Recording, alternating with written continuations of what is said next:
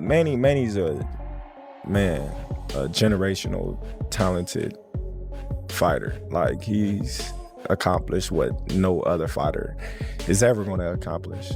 Again, but I don't feel like, he did it on his own.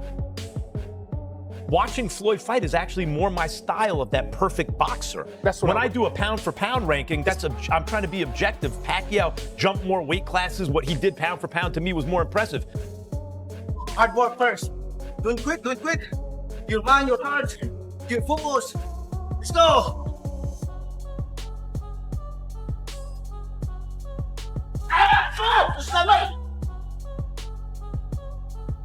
Floyd Mayweather noting speed may fade, but power, skill, and legacy remain unmatched, making victory possible. It isn't going broke. So if he is, that he makes all the money in the world for a Pacquiao fight and rides off into the sunset a rich man, I wish him the best. I want to fight somebody. I don't care about the money and all that. Who you want him to fight? That's not good with Pacquiao. Pacquiao just drew with Barrios. And you see what he look like? Yeah, because they're not on that level anymore. What do you think's going to happen here, though? What do we think's going to happen in Mayweather-Pacquiao? Are you interested in it? Is it a good fight? Yeah. I'll be watching. Watch it. The first one was awful, but now they're 50 years old. Let's see it. Max Kellerman praises Manny Pacquiao, saying his career achievements are more impressive than those of Floyd Mayweather Jr., and that he still performed well after years away. Yesterday, today is his birthday. He just turned 49. Okay. I mean, granted, Pacquiao and Floyd are still better than a lot of fighters out that are active right now. That's how good they were in their prime, and that's the dedication they had to the sport. But, like, again, no one asked for a Floyd-Pacquiao fight, part 2. We've already watched the first one, and I think that first one should have happened way before in his career. Way before that fight, back when they were both, hungry dogs and not hopping around trying to this fight to keep a whatever record. Pacquiao's my guy too, but I just don't have a desire to watch these two go back at it again. I saw the first one, and it was just like every other Floyd fight after he broke his hand. Nicholas Irving notes that a fight between Floyd Mayweather Jr. and Manny Pacquiao now would generate little fan interest, as the matchup peaked over a decade ago. He kept his power through 8 weight classes. That is just wild. Like, what other fighter can you name that went through 8 different weight classes as a world champion? I can't. None. No, obvious. Joe Rogan tells Jim Lampley that Manny Pacquiao's power is unmatched, dominating 8 weight classes with a uniquely impressive record. Power punching is not a physical gift. Power punching is a science. Power punching is the product of real technical knowledge. Power punching is about footwork, weight shift, the angle at which you deliver the punch, all sorts of things not directly related to your strength or, quote, power. Jim Lampley explains that power punching is a science, and Manny Pacquiao naturally demonstrates it with precision. He's boxing for 4 years. It's good for me, for my body, because I've been I started boxing when I was young, so good for my body to rest for 4 years, and then now I come back. I feel like I'm, the passion, the fire in my eyes, to work hard, like that, is still there.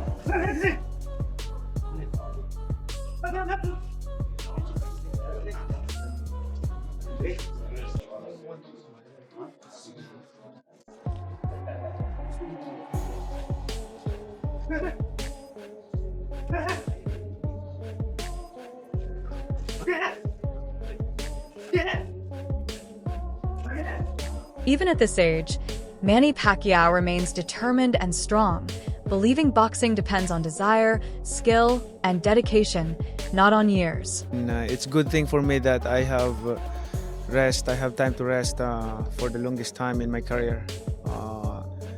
It help a lot for my body and my mind relaxing. And this time around, I am so excited and feeling like I'm young.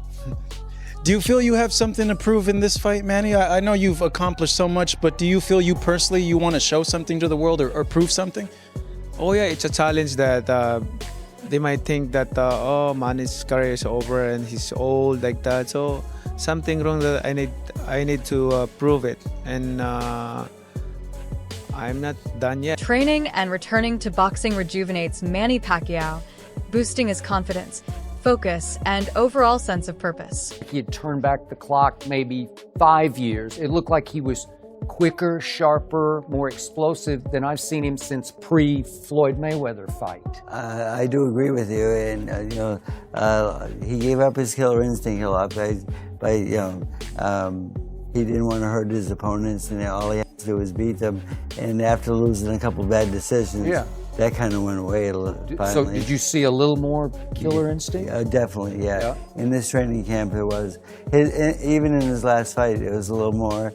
He's shown a little bit more each fight. And then in this training camp. As Manny's trainer, Freddie Roach believes Manny could beat Floyd in a rematch and finally show what he couldn't reveal in their first fight due to certain circumstances.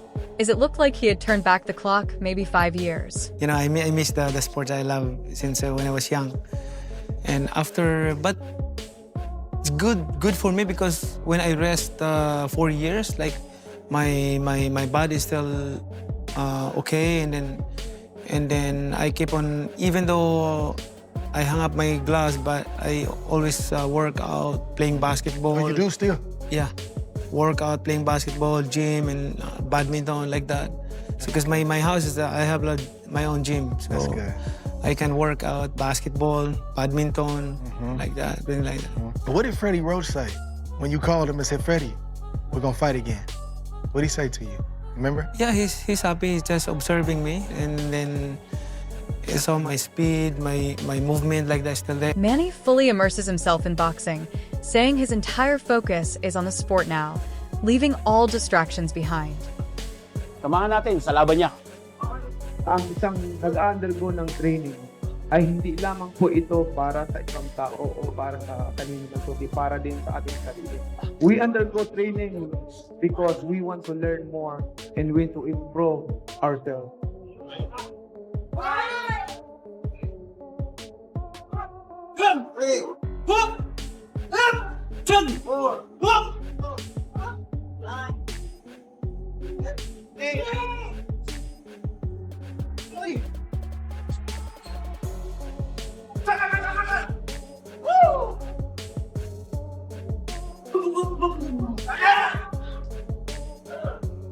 Manny demonstrates remarkable speed in training camp, moving with precision and agility, showcasing his quick reflexes and explosive boxing skills. When the time comes, come to my mind, my heart, busy, tired. Then forget about boxing. Yeah, right? But as long as you have passion, dedication, you have fire. Yes, of course. But look at your body also. Sometimes your mind is active, but your body can't fix. Mine stopped a long time ago. So that's why I'm trying. Manny Pacquiao steps into training with full determination, ready to face Floyd Mayweather once again. This time, he focuses entirely on preparation, leaving past distractions, injuries, and setbacks behind. Every punch, every movement, and every drill is deliberate, building both speed and power while maintaining safety and precision. He trains with discipline, sharpening his timing, footwork, and strategy, ensuring he's at his peak without risking harm. Manny's mindset is clear. This rematch is about skill, focus, and execution. Fully committed, he approaches each day with intensity, prepared to give his best while protecting his body and legacy. I just think it just, beating up, Mike Tyson and the whole Pacquiao thing, just like no one asked for it. No, and in terms of the Floyd Mayweather Pacquiao fight, I'm with you, and I am a boxing fan. When they fought the first time, it was 5 years too late. Exactly. It's been 11 years since that first fight. Damn. Yeah, it's been a minute. Like a legit 11 year. I think they fought somewhere 2016, maybe 2015, 2016. This is the fight nobody asked for. Yeah. And if y'all didn't make that fight worth watching, when you were 11 years young. Nicholas Irving explains that if a fight between Manny Pacquiao and Floyd Mayweather Jr. were truly meant to happen, it would have occurred over a decade ago. He emphasizes that 11 years ago, both fighters were at their peak and the boxing world was fully invested in the matchup. Instead, the fight never materialized at the time. And now, over a decade later, interest has significantly waned. According to Irving, the sudden push for a rematch appears more like an attempt to create a spectacle for fans rather than a meaningful contest between two prime competitors. He believes this timing diminishes the authenticity of the matchup, making it feel like a commercial event rather than a historically significant fight. Do see a fighter retire and then come back, don't jump to the conclusion that that fighter is broke. Don't jump to the conclusion that that fighter don't know what else to do with their lives. Understand that that fighter has put in countless hours and days and years, upwards to the 30 and 40. And when that person says, I'm going back to work, that's essentially what they're doing. They're just going back to work. Can't be too mad at it. I think the main thing, I don't know how much people are mad and hate Manny, but Floyd's whole persona was, I print money. I'm bigger than the dollar. Yeah. Hey, I'm Floyd Money Mayweather. Yeah. I got a private jet. I got a house here, mansion here. Everything was money, money, money, money, money. And people watch Floyd for majority of his career for him to lose. Yeah. So it's like, oh, you lost all that money. People just want to see him Floyd lose because of the persona he built up. Floyd Money Mayweather. Sean Porter recently shared his perspective on the upcoming Manny Pacquiao versus Floyd Mayweather Jr. matchup, emphasizing that Manny taking this fight does not carry the same significance as it might appear. According to Porter, the driving force behind Mayweather agreeing to step back into the ring is primarily financial. He points out that Floyd's persona throughout his career has revolved around wealth, luxury, and living life on his terms, including private jets, extravagant purchases, and high-profile events. Every major decision in Mayweather's career, Porter notes, has often been tied to maximizing earnings rather than purely pursuing competition or legacy. He's forced, at almost 50 years old, to come out of retirement to jeopardize his own, which he never really wanted to jeopardize. He never wanted to get Pacquiao his rematch. I beat him. Yeah. I walked away in his mind and with a record to back it up. You know, it's an art. He has a seat at the table of the greatest who ever did it.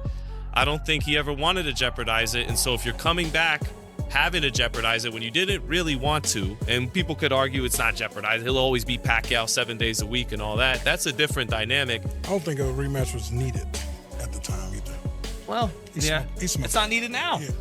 Yeah, but back then, yeah. Yeah, it's not needed now.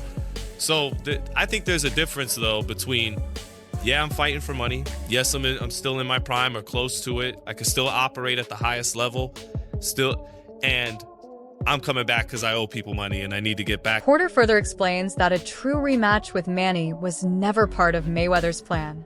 After their first fight, Floyd demonstrated that he had decisively beaten Pacquiao and simply walked away, leaving no opening for a return bout at the time. The idea of a new fight, Porter suggests, is less about proving superiority and more about generating money, drawing fans, and capitalizing on the lingering curiosity around their rivalry. While Manny's participation might excite audiences, the motivation behind the fight, according to Porter, lies squarely with Mayweather's business-driven approach and his desire to maintain financial control. Keith Thurman, Pacquiao's bricks in his gloves. Like they're just He was hard. different at 47, even 40, even at 40, that snap. No, I know the snap. The difference is. So I always said this about Pacquiao. But how's he punch? I'm like, he punches good. He's very, very fast. But also at the end of that is a brick. Because you could be really fast. You hit somebody with a feather. It's not, it'll get you reacted. No, he hits you. It's like boom, whoa. And again, I'm not the only person who says it. Thurman said the same thing. Another guy that he fought way older. And at 147. But it wasn't the Pacquiao that, again, the way he looked against Barrios was very different, man. He was pushing his point. I never saw him push out punches because he couldn't generate the speed and the snap. Also never saw him at their 4.5 years. Meanwhile, Paulie Malignaggi and Chris Algieri analyze Manny Pacquiao's power and technique, noting how even at 47, his punches still carry significant impact. Malignaggi emphasizes that Pacquiao's punches feel like bricks, delivering both speed and force. He explains that while many fighters rely solely on speed, Pacquiao combines that with tremendous snap, creating punches that hit hard despite his age. Both analysts reflect on how Pacquiao looked different in his fight against Mario Barrios. After a 4 and 1/2 EAR layoff, he still threw punches hard, though the explosive snap of his prime was diminished. Malignaggi explains that Barrios' lack of reaction partly contributed to Pacquiao's perceived effectiveness, as Barrios only throws when set in a particular position, giving Pacquiao an easier target. You're gonna snap your punches, if you come back at 30 years old from 20 years old, But 47, he wasn't snapping no punches. He threw him hard enough because Barrios didn't do anything. Barrios sucks. He doesn't throw any punches. Barrios is not going to throw punches because Barrios also has to set himself the way he wants to set himself, put his hands in a certain position, his feet in a certain position, and then he throws punches. Like he basically announces to the whole world, hey, okay, I'm going to throw a punch now. So, it's not the same thing. There was no reaction from Barrios because Barrios won't react unless he's in a set position to punch. He will not punch unless he's in any other position. So yeah, sometimes Pacquiao's hands can put him in out of position. Barrios will have a punch out of when he's out of position. He's just not that kind of guy. This idea too, and you brought it up about Pacquiao saying, "I'm going to give him that L. This is going to carry that. He's going to carry this with him the rest of his life." Is legacy secure at this point? Yeah. If Mayweather loses, should he, which is certainly possible in September. Algaray and Malignaggi also discussed how age affects a boxer's ability to generate speed. Returning after years off, even an elite fighter like Pacquiao cannot fully replicate the dynamic snap from his 20s or 30s. Yet, the punch's force and placement still make an impact, illustrating Pacquiao's technical mastery. The discussion transitions to legacy, emphasizing that a rematch with Floyd Mayweather Jr., though intriguing, would mostly matter to the fighters themselves. While the public might debate its significance for Pacquiao and Mayweather, the outcome would carry personal weight, a final statement on their careers. Overall, the conversation highlights Pacquiao's enduring power, strategic boxing intelligence, and the way his legacy remains intact even in the twilight of his career. Floyd in an exhibition bout, also probably in April, but in a different location. And it sets them up on the same time schedule where if they're going to do a rematch, September 19th at the Sphere in Las Vegas. The fact that Netflix is doing it is not surprising at all. That's always been what they've been talking about doing. I think both fighters and everybody involved understands that it's one thing when everybody wanted to see the fight in 2015, he put it on pay-per-view and it's going to be a blockbuster, which it was. They charged $100 before the pay-per-view, the biggest price ever for a pay-per-view. And it set every conceivable record that you could think of in terms of gate, boxing, pay-per-view buys, overall revenue, the sponsorships, the merchandise. You pick a metric and it broke the record. That would not be the case now, 11 years down the road. Since they first fought in 2015. So they needed somebody to put up big money, and it really fits the profile of what Netflix is trying to do. Dan Rafael explains that the fight between Manny Pacquiao and Floyd Mayweather has been carefully timed, aligning both fighters' schedules to make a September 19th matchup at the Sphere in Las Vegas possible. He emphasizes that the planning isn't accidental. The timing allows both boxers to prepare adequately while maximizing fan anticipation. The choice of venue reflects the fight's intended scale, aiming to create a spectacle rather than a conventional boxing event. I want to do big events, and whatever you want to say about it, maybe not for guys like me or you who are involved in doing boxing-related stuff on a daily basis, but for the regular person that's scrolling through Netflix to see what's on a weekend night. They're going to look and say, oh, Mayweather, Pacquiao, I know those guys. They're as famous as any boxers in the world. And if it doesn't cost me any extra money and I'm just paying my normal subscription, yeah, I'll check it out. And it's going to do big numbers. That's why Jake Paul versus Mike Tyson did the numbers it did. And that's why, we saw them be interested in a fight like Jake Paul against Anthony Joshua and the other events that they have done. Tyson Fury's comeback as they try to, build up more in the UK. And this is going to be the same situation. They put out a lot of money to do the fight, but not as much as what obviously they generated in 2015. And, it will be... it'll be a big event, but how much of a fight it will be, who the heck? Rafael highlights Netflix's role in the promotion, noting that it fits the platform's pattern of supporting high-profile events that capture wide public attention. Unlike typical boxing matches, which rely mainly on traditional pay-per-view audiences, Netflix brings a massive global reach, offering exposure beyond the usual fan base.